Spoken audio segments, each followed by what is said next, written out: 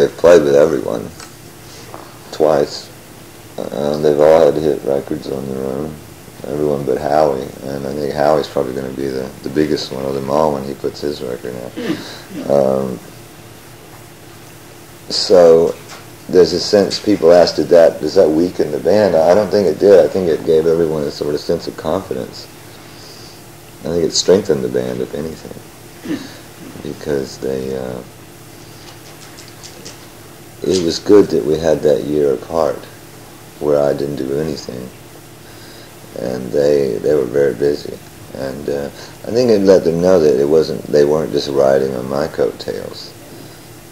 I think that was important for them to have some recognition on their own, and I don't think they're mad to do sessions anymore. They're all sort of tired of that, but I think you'll see them take a much bigger part, especially Mike Campbell in the next album.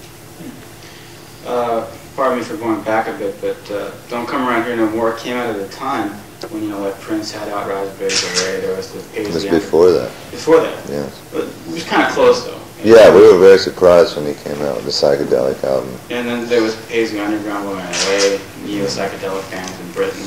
Kind of this resurrection of the psychedelic sound. How is it you stumbled on it, though? I think I was ahead of those people.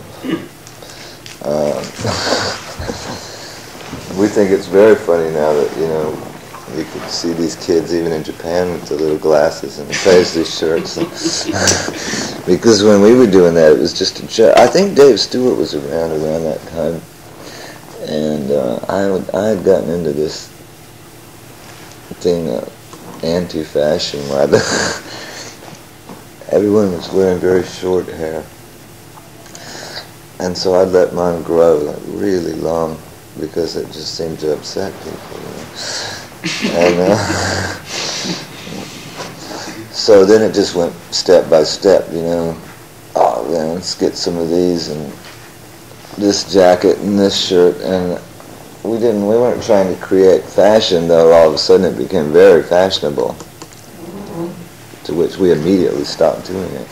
Do you think quirky moves like that are possible in the future, like all of a sudden you start dressing like John Travolta? John Travolta? No.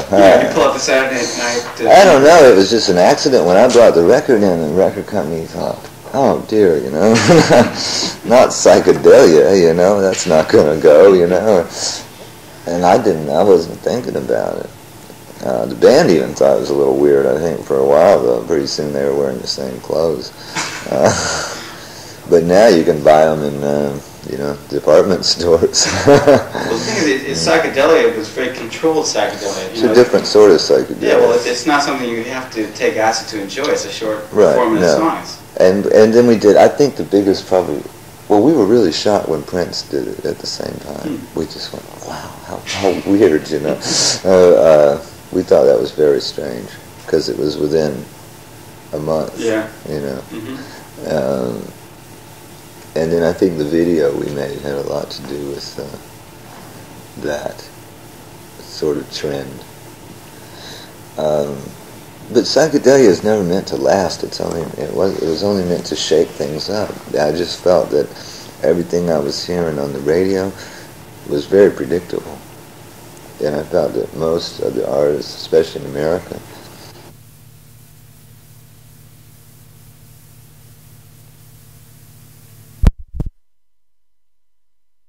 do this for 10 years, it's got to go somewhere. You got to do something different. So I think what the psychedelic thing did for us was just shake everything up to where I think now I'd be comfortable doing a very straight rock record, because everyone probably expects me to do some weird psychedelic record. I don't know where we'll wind up. But that was all. I think the last time there was psychedelia, we wound up with Elton John or something, Or it just shakes things up. It's not meant to last. Speaking of Prince, there in an interview recently, I think in Musician Magazine, I don't want to do that. Please. Musician. In Musician Magazine. Oh, it was in Record Magazine. You praised Prince as a very American artist, and American that he was doing his own thing, doing something very unique and independent. Yeah, he is. I guess that's why it was a shock to you that he came out with that at the same time you did. But have you heard his recent album, the new one? Which one?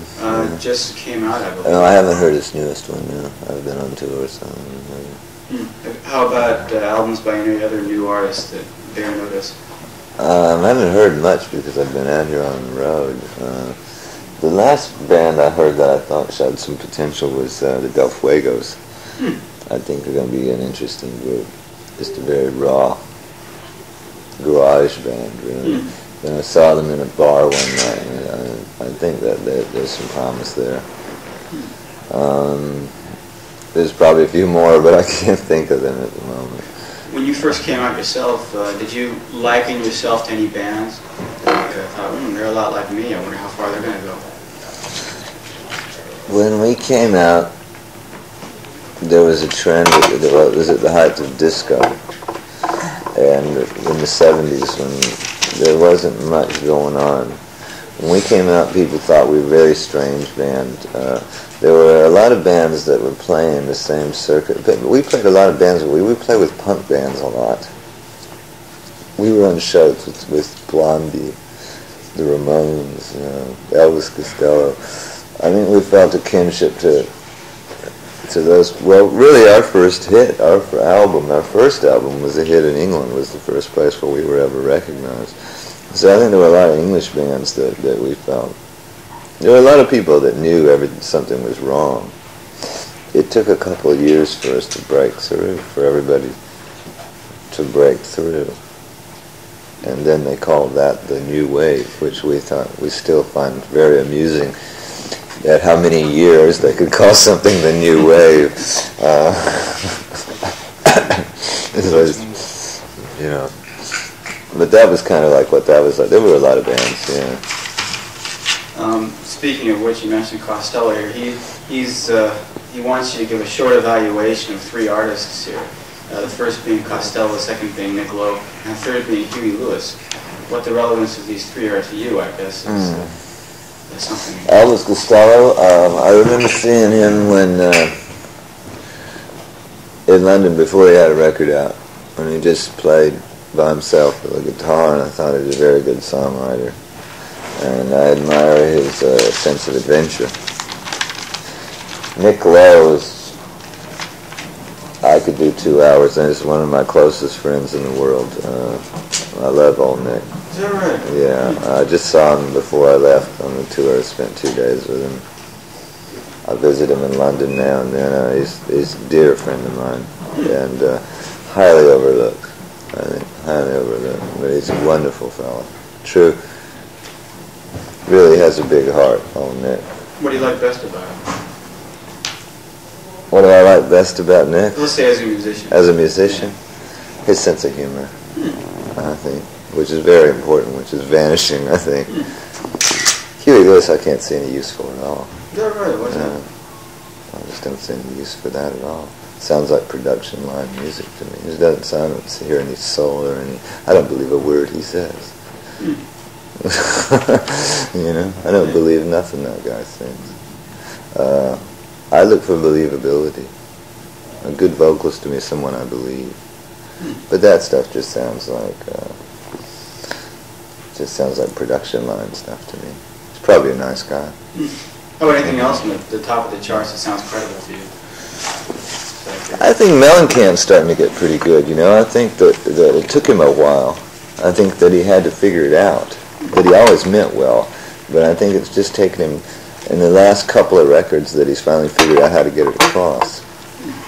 I actually called him up when I heard that song Pink Houses, and I phoned up old Mellencamp and said, I said, well, now you've done it, I said, me and Bruce been trying to write that song for 10 years, and I think you did it, Is that right? And he's a nice guy, John. And I think that it just took him a while to figure out how to get it across. But I think now he's on to something. Who else is on the charts? I love the Talking Heads. I think that album's brilliant. Brilliant album.